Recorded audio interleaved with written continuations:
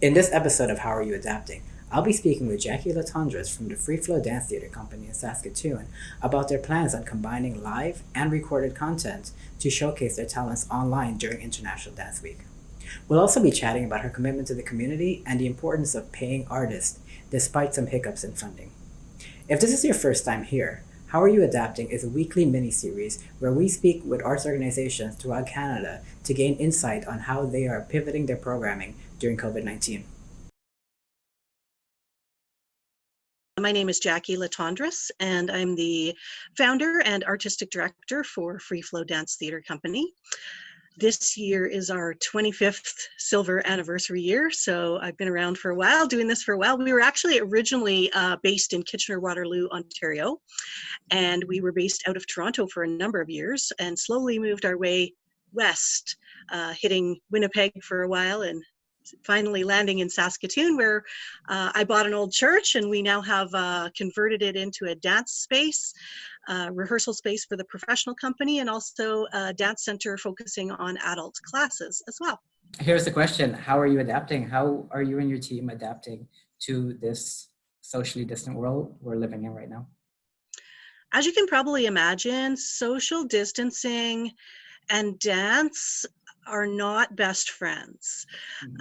We are an extremely social group of people, dancers and dance artists. The majority of us work as ensembles, and we crave physical touch, connection, sharing space, and having sort of intimate physical moments together. So social distancing, it's been a trial for our company.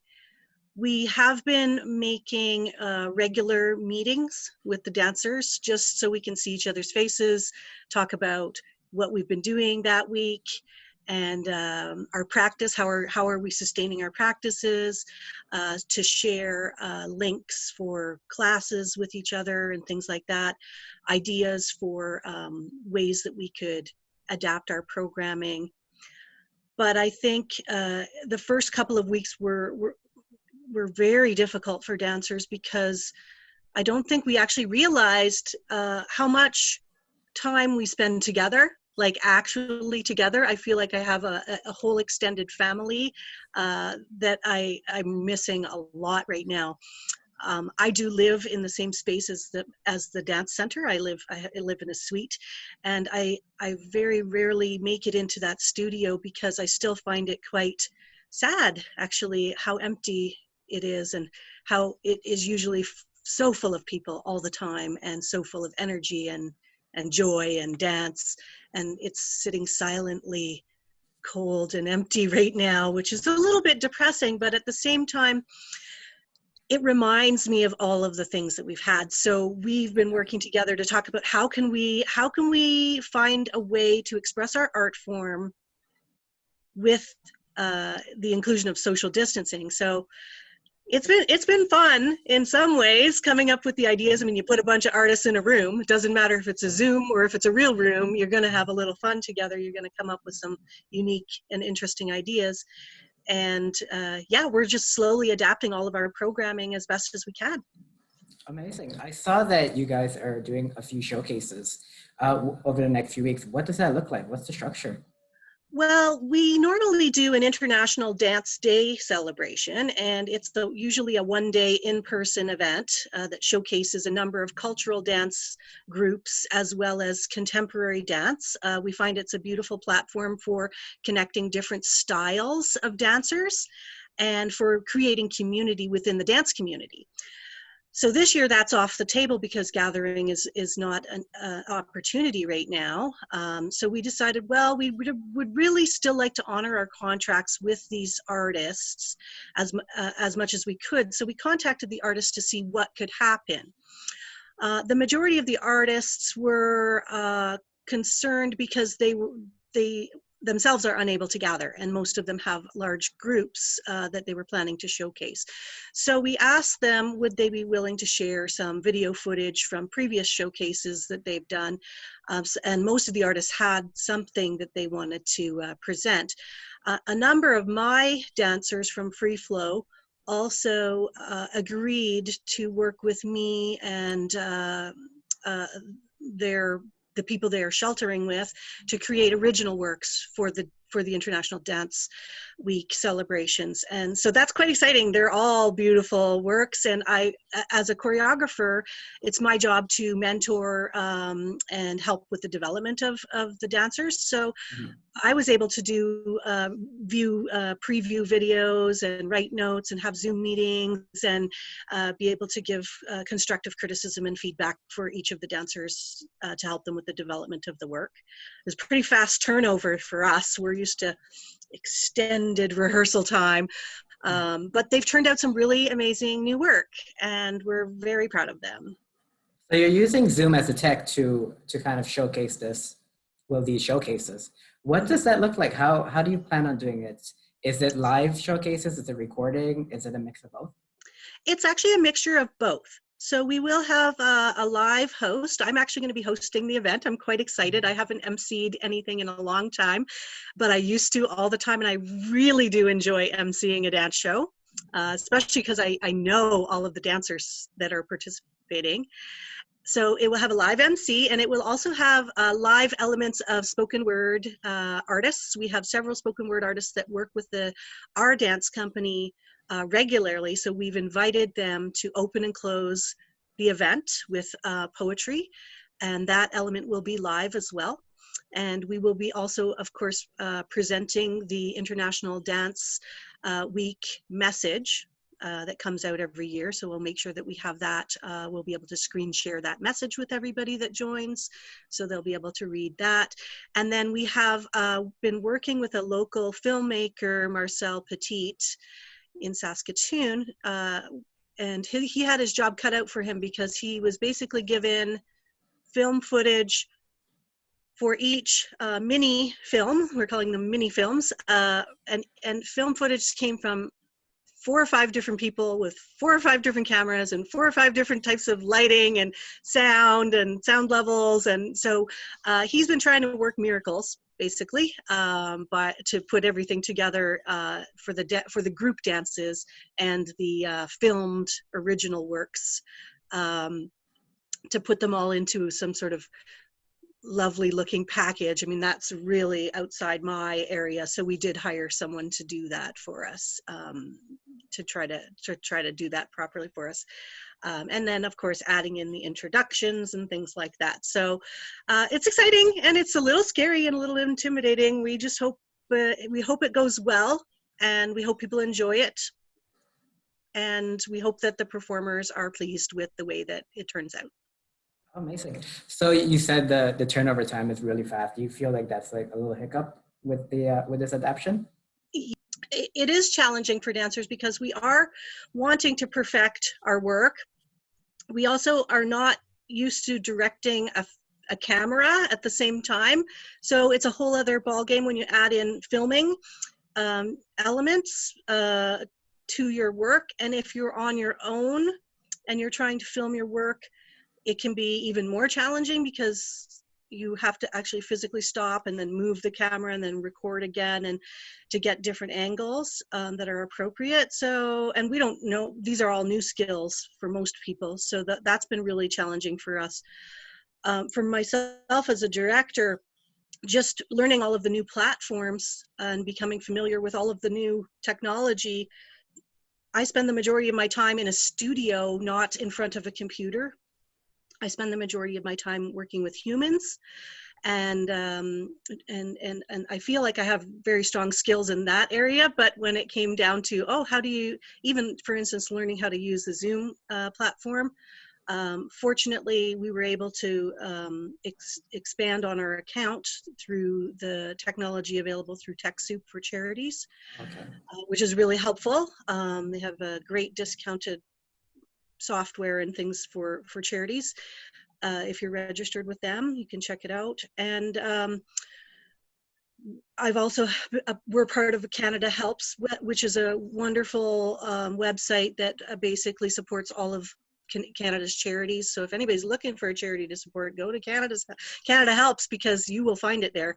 They have a lot of technology available through their platform, so we had to learn how to use their event how to create events using their platform, and all the different elements that were pretty overwhelming, not to mention figuring out what type of SOCAN license you need to present things on Zoom, and how to do everything properly and legally in a very short turnover time, because our event was originally planned for April 26th, and we really only had a month to try to get everything set up before we had to start promoting it to people, so that people would actually hear about it and maybe perhaps be able to attend. But that also requires the audience to figure out how to download Zoom and how to, set their own systems up. So we wanted to make sure that people had enough time to be able to commit to attending the program without panicking at the last minute. Oh, it's been a very interesting time. This is not in my wheelhouse. This is definitely outside my safety zone as a choreographer, but definitely learning a lot. Oh, definitely. And these skills that you're learning right now, you'll be using when we can all get together again. Oh, for sure. I feel like I've actually expanded my technological knowledge extensively. I feel actually way smarter than I did before. No, I'm just kidding. But I do feel like I had a crash course in how to use technology and the internet, which has been really helpful. And I look forward to being able to use this in the future. Oh, I hope so too. Let's switch gears a little bit. Tell me a little bit about funding. Did it take a lot to convince your partners to stay on? For this particular event, we had 3 partners on this, and 2 of which were absolutely committed. No questions asked. They have total faith in us providing something different but similar, and something that is much needed right now. I think people really need to have something to do, keeps us honest and at home. So and to have something family friendly is also a good idea too, for people. So because there's a lot of kids out there that are being homeschooled right now, and I know there's an arts education curriculum, so why not put a dance show as part of your education, right? We have one sponsor that has canceled their sponsorship program that we had accessed, so that was unfortunate. We don't want to name names or anything like that, but it was one of the larger corporations that we were partnering with this year. I believe that perhaps they acted in the interest of their employees without really thinking about consequences to the groups that had already been confirmed. That said, I did hear from my contact person that said, well, the program might be canceled, however, the funding could turn up next month in your account. So we don't want to count our chickens before they hatch, but we're hopeful that maybe there's still some dialogue happening within the sponsor about responsibilities to groups that have already been approved. This happens sometimes with retroactive funding, just even in the normal circumstances. Sometimes programs get cut or funding gets cut. So this was a sad and disappointing, but we decided to go ahead with it anyways, because you know what, the artists still wanted to participate. We had many people volunteering time and energy to help get this project off the ground, and having that type of support coming in was heartening. It was heartening, and it was really supportive to me as the director and in kind of new territory. And we decided we're going to do it, and we're going to make the best of the situation, and it may not be as big of a production as we originally had planned or as fancy, but you do what you can with what you have, and I feel like it's going to be a lot of fun regardless. Amazing. This brings me to my next question. You speak so passionately about what the theater company means to you and the dancers. What do you think it means to the community that you can continue your programming?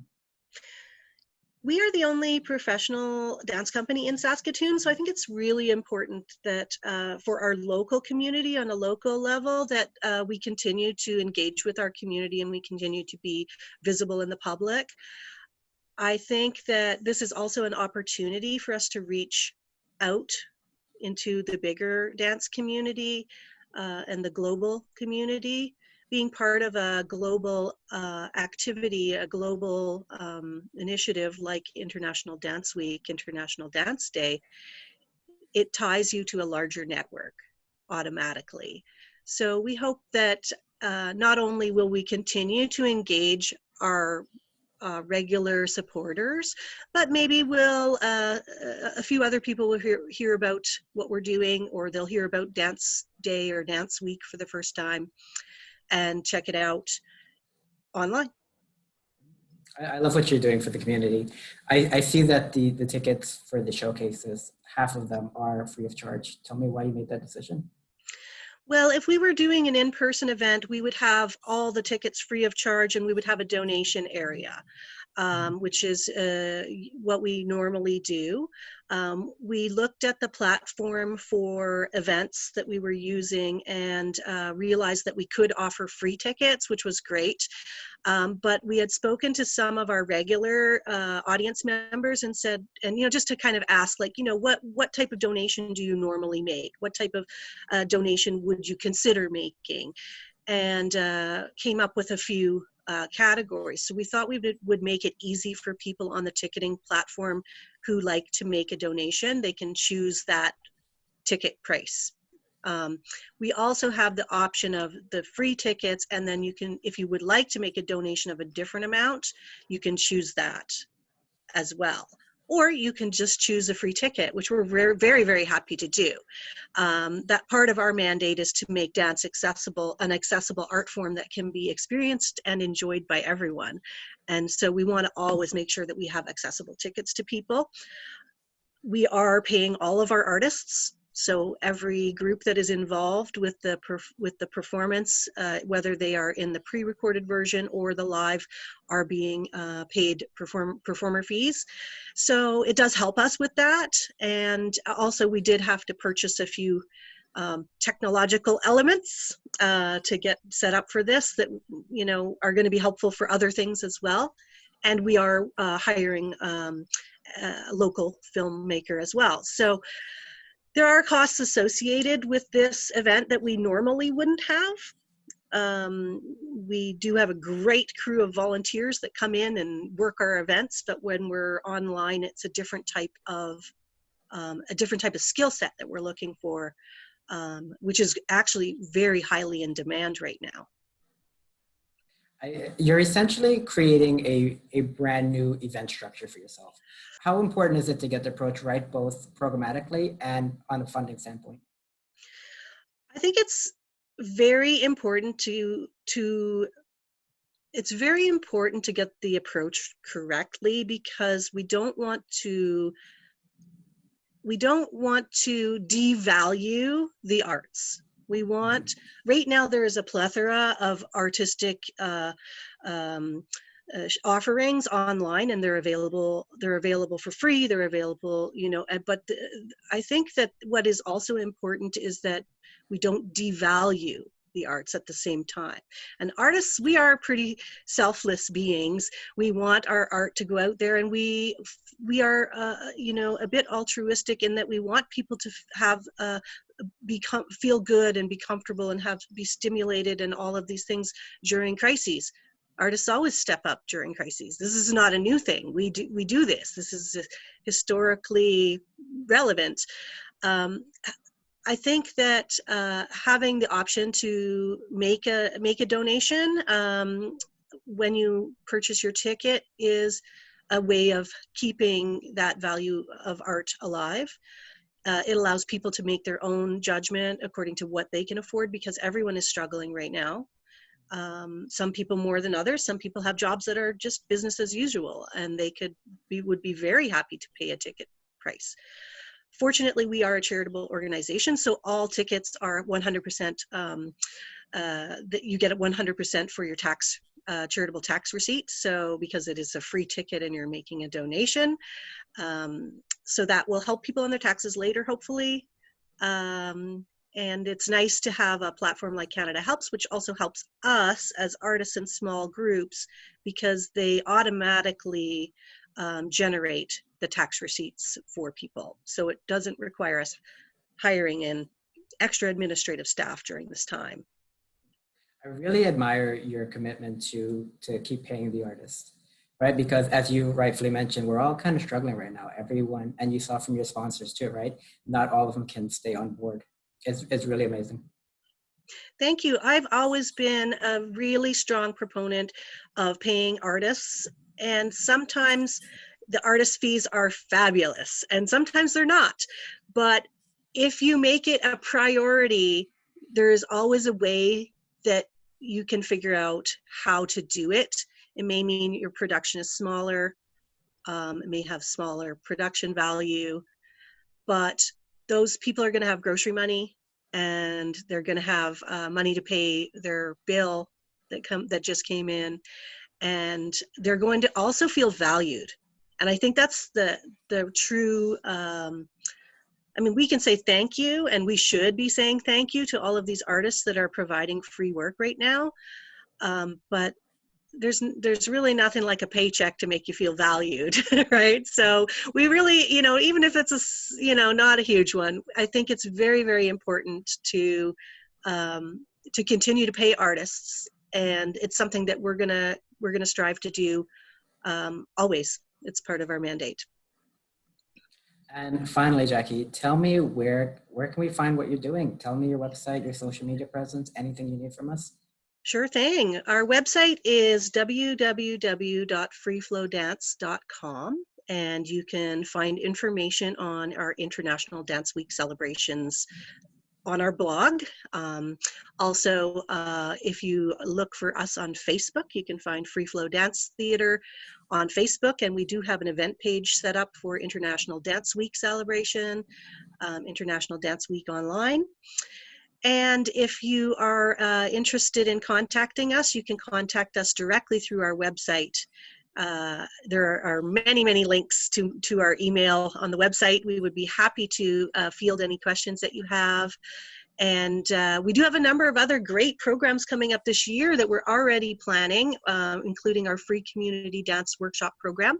Normally we work with seniors in the seniors centers and seniors residences. So we're working with them right now to try to figure out different ways to offer online programming for seniors, which is very tricky, because if you thought you were technically challenged, there's some seniors that definitely don't have the skills. So we're looking into that, and also other community groups. We're moving our Works in Progress dance series online, and that is a new platform to talk about work, show it while it's in development, and receive audience and mentor feedback. So that you can continue with the development of the work. So we're moving that program into a online format with sort of peer-to-peer meetings. And we're planning on our Back Alley Antics show, which is an outdoors traveling site-specific show, and we are already planning to do it outside. And there may be some opportunity by the summer to have some follow along. Normally we get 100 or more people, which is out of the question this year, but there may be opportunity for multiple short, smaller showings with just 2 or 3 people going on each showing. We're also planning to film it. We're hoping to work on a documentary for our 25th anniversary this year. I mean, we've made it this far, and let me tell you, it's not that easy as a dance company in Canada to make it to 25 years.